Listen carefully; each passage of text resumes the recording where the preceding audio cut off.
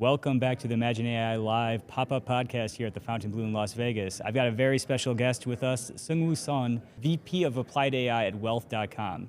And I'm very happy to sit down with you because you're from South Korea originally. Yes. And that's where my wife's from, and I just flew here from South Korea and spent a lot of time there.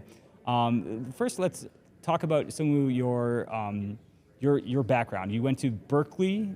And how long have you been in, when did you leave South Korea and how long have you been in America?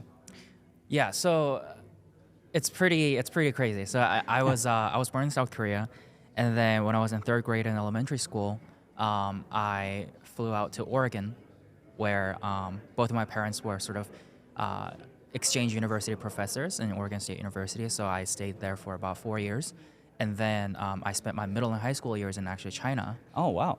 Yeah, and then for college, I went to Berkeley, studied computer science there. And then afterwards, for my first job, I was at Microsoft for about 5 years. You went back to South Korea for 5 years? No, I worked at Microsoft. Oh, Microsoft, great. In Seattle for about 5 years. And then now, working on... That's amazing. With Wealth.com. So yeah, the or from grade 3, 4 or 5 years in America. Where in China did you live? Yeah, so it was in the city called Suzhou, which is next to Shanghai. Okay, great. Yeah. So Microsoft, we will get to Wealth.com, but talk about your time at Microsoft and your role there and what you learned.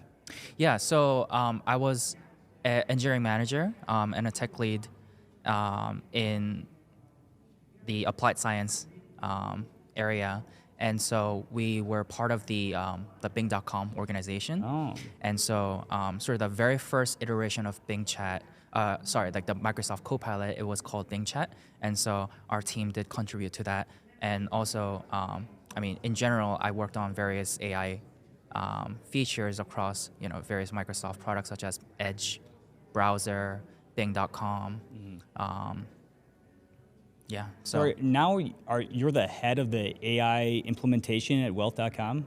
Correct. Wow. Okay. So set us up here. What is Wealth.com? Yeah. So Wealth.com is a tech startup, a Series A tech startup that is building estate planning software for financial advisors. And where AI comes into picture is reading existing estate planning documents. So how Wealth.com started was as a software that sort of helps you generate trust and a will, like sort of similar to how TurboTax would help, generate fill out 1040 for you. The idea is that Wealth.com would be leveraged for a regular mass affluent individual to help write trust and a will. But then what we realized is that we also wanted to cater towards the ultra high net worth individuals whom have already created a trust and a will. And the issue is that financial advisors oftentimes do not know how to read such documents or take a very long time to read them. On average, it takes about 3 hours for an estate attorney to sift through like a 60-page long document. So you could imagine as a regular financial advisor how much trouble that would be to go through them and even strike up a conversation with their client about their estate plan. So that's where sort of AI comes into picture to read through existing estate planning documents and sort of understand what's going on in the document. And many times it's like a decades-long document. It's been drafted decades long in the past, hundreds of pages long, and so it is very tricky for advisors to read through them. And so your main clientele are financial planners, estate people that deal with people's estates and will and testaments type things. Is it also the people, like if I wanted to write my will for me right now, does it write wills or? Yeah. Correct, yeah. So, what's really interesting is that 2 out of 3 Americans do not have a will. Don't have a will, wow. Correct. But then almost 72% of the US household assets are in the hands of baby boomer generation, which means by 2045, more than 84 trillion US dollars are going to be transferred to the next generation. Wow. And so the great wealth transfer, quote unquote, is coming. And the fact that 2 out of 3 Americans don't have such estate plan is very striking, right? So that's why Wealth.com, its very first product was in the document generation, right? So we are able to generate revocable trusts and wills in all 50 states and DC. So that was our sort of, one of the very first products that we came up with. Wow, yeah, it is such a, the great generational wealth transfer, and it is, it's going to be huge, like you said. That's a lot of money, and so I can see you've got your demographic set, like you've got the market that you're going after set. I'm curious now. I don't think I've ever talked to somebody that's actually making the AI for the company, and I mean, what's your team like, and what's a day in the life of your role?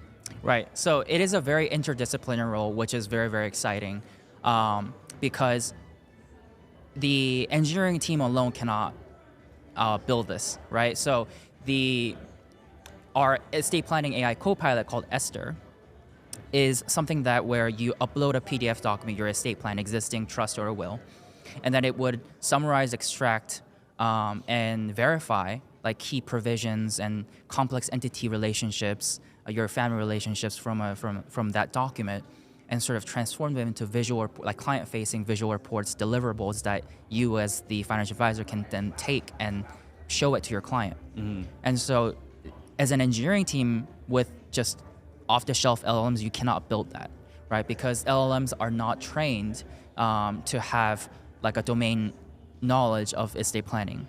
And so a regular day would require the engineering team to sort of work closely with our legal attorneys who have been trust and estate lawyers in the past, and our product managers who have been like financial advisors in large financial institutions in the past.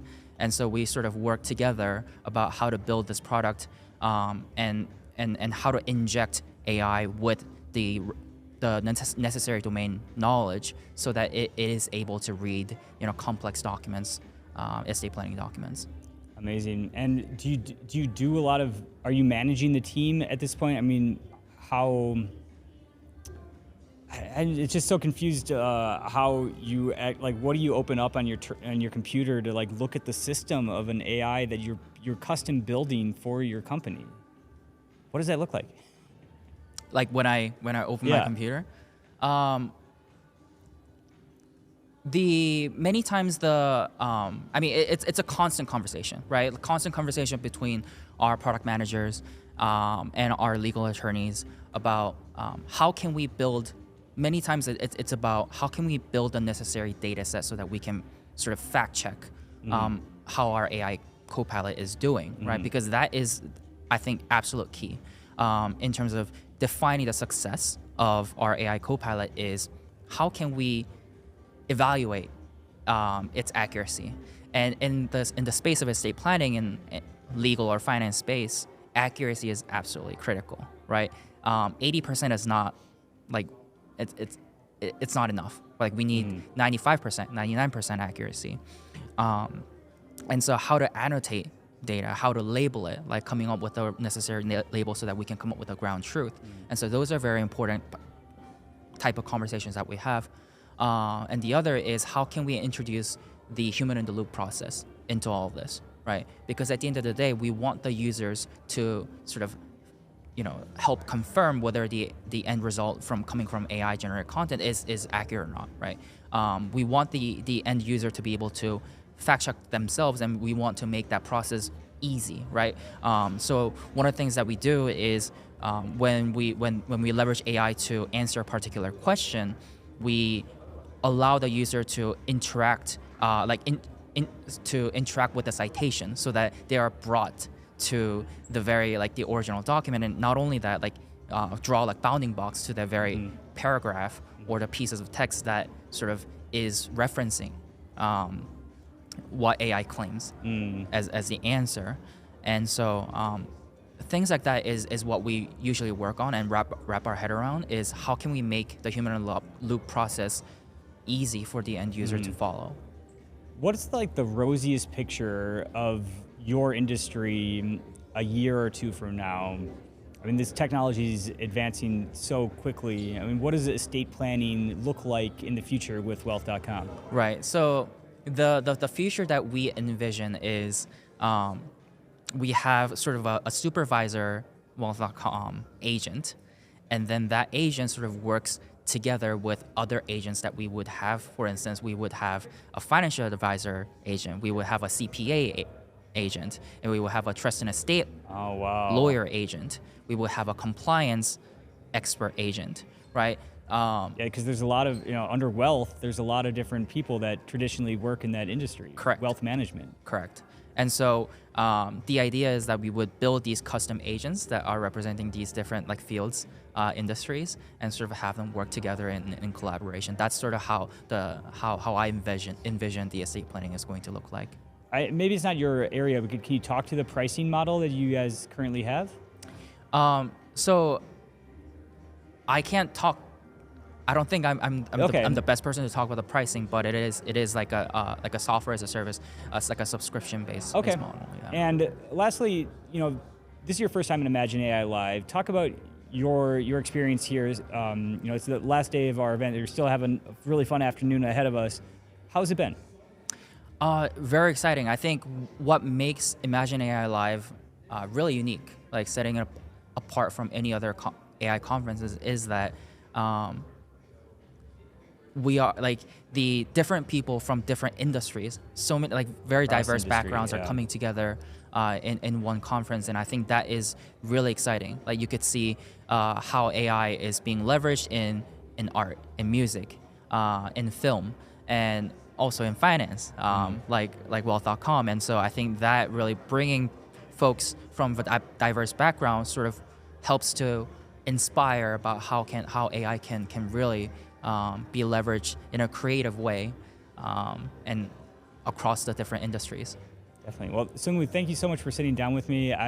Anytime you want to come on our more full-length podcast remotely, please let me know, or if your CEO would like to sit down sometime. And yeah, it's a very great pleasure to meet you. Likewise. That's one small step for man.